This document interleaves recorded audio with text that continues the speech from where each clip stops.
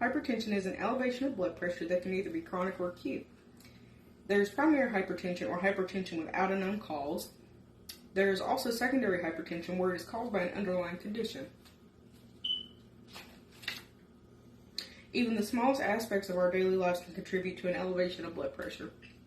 A piece of equipment more commonly known as a blood pressure cuff, which can be either manual or electronic, assists in allowing us to monitor our blood pressures from the comfort of our own homes and allows us to be proactive in our own health.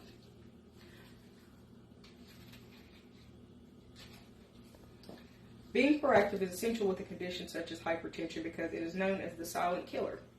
It often has no signs or symptoms until symptoms have progressed to a point of causing great damage within our bodies.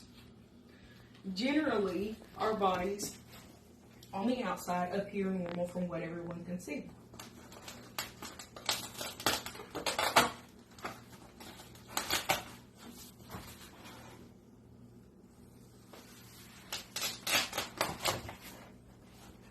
Within all of our bodies, we have our usual structures, our basic organs such as our brain, eyes, lungs, heart, liver, kidneys, and we also have veins and arteries which aid in transporting blood throughout all of our structures and to keep all of our organs functioning properly. We have our major arteries such as the brachial arteries, the subclavian arteries, the pulmonary arteries, the abdominal aorta, and the inferior vena cava. And we also have our veins such as the pulmonary veins, and all of these also lead into smaller vessels that transport blood and oxygen to our tissues and can also transport carbon dioxide away from our tissues.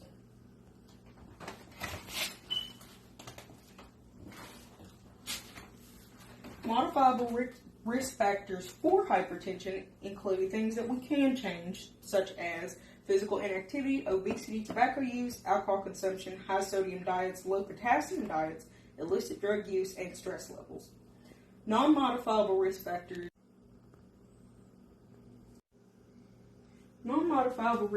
are things that we cannot change, such as being of African American race, your genetics, your family history, being over the age of 55, and gender. Originally, it was thought that hypertension was a disease that predominantly existed in males, but in recent studies, it has shown that it's more common in females than it is in males.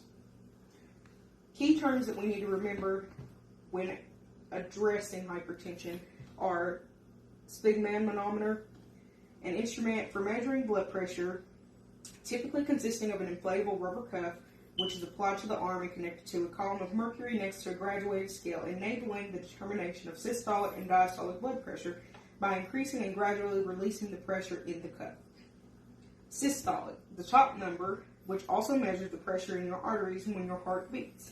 And diastolic, the bottom number, also measures the pressure in your arteries when your heart rests between beats. Signs and symptoms that are commonly seen once hypertension has persisted to chronic levels are early morning headaches, nosebleeds, irregular heart rhythm, vision changes, lightheadedness, fainting, shortness of breath, nausea, vomiting, fatigue, weakness, anxiety, and tinnitus or ringing in the ears. To which point, when symptoms persist long enough and the patient will need treatment for them, treatment usually comes in the form of medication management or different types of medications that are used to help manipulate the functions of the blood vessels and arteries and even your heart in order to get your blood pressure under control. We have calcium channel blockers. They are known to help relax the muscles of your blood vessels, and some of them actually slow your heart rate to allow the heart to beat stronger. We have diuretics, or also known as water pills, that help your kidneys eliminate sodium and water from the body. Angiotensin-converting enzyme inhibitors that help relax blood vessels by blocking the formation of a natural chemical that narrows blood vessels. ACE inhibitors are generally used to help when doctors are trying to spare functions of the kidneys. And beta blockers, which reduce the workload on your heart and widen your blood vessels, causing your heart to beat slower and with less force.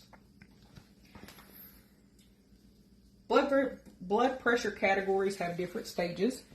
starting with a normal range, anything 120 over 80 being normal. We start to see elevations with between 120 to 129 or diastolic below 80 millimeters per mercury. Stage 1 hypertension is seen as 130 over 139. Blood pressure or hypertension has different stages, starting with normal, which ideally we would like for people's blood pressures to be under 120 over 80. Elevated would be considered 120 to 129 or diastolic below 80 millimeters per mercury. Stage 1 would be 130 to 139 or diastolic 80 to 89. Stage 2 is starting at 140 over 90 or above. And finally, we have a hypertensive crisis, which is 180 over 120 or higher. A hypertensive crisis is a medical emergency. In the event that you start to experience any weakness, paralysis, a persistent headache, and your blood pressure is found to have been at the hypertensive crisis level, get to your nearest ER. If these symptoms and blood pressure readings persist long enough, people do not realize it, but you will get to a point where it begins to wear and tear on your body.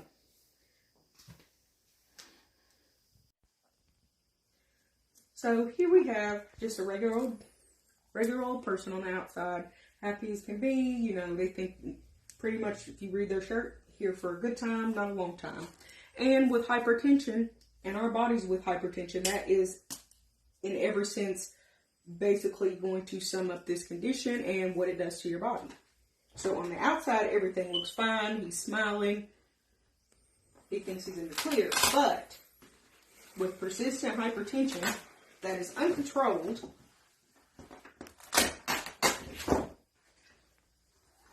on the inside, starting with his brain, you have the risk of hypertension causing ischemic and hemorrhagic strokes, vascular dementia, and thrombus or blood clots.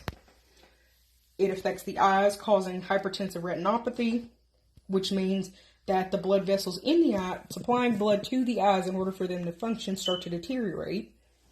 Blurred vision and vision loss. The arteries and veins are congested due to what's called atherosclerosis, or hardening of the blood vessels. It also affects the lungs, which can cause pulmonary embolism, shortness of breath, dizziness, and chest pressure as a result of pulmonary hypertension. Continuing on down, we see the heart is also affected mainly, which can cause congestive heart failure, myocardial infarction, left ventricular hypertrophy, cardiomyopathy, arrhythmias, or angina, or also known as chest pains. In the peripheral arteries and extremities, we also have a risk for Raynaud's phenomenon, intermittent claudication, chronic venous insufficiency, varicose veins, popliteal entrapment syndrome, and vasculitis. As I mentioned before, we have atherosclerosis, or hardening of the blood vessels, or buildup of plaque within the blood vessels that can restrict blood flow to vital organs. Deep vein thrombosis, peripheral artery disease, coronary artery disease.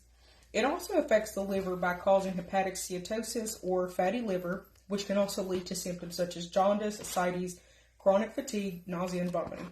And it can also affect the kidneys by causing chronic kidney disease, kidney failure, edema in the extremities, glomerulonephritis, and renal artery stenosis, which is also a hardening of the renal arteries. And these little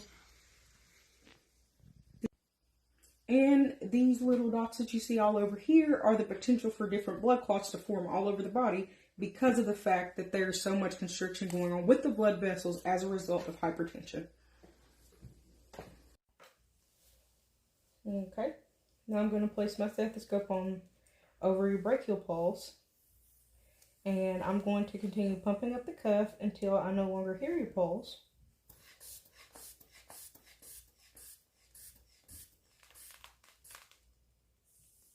I'm going to release the bulb.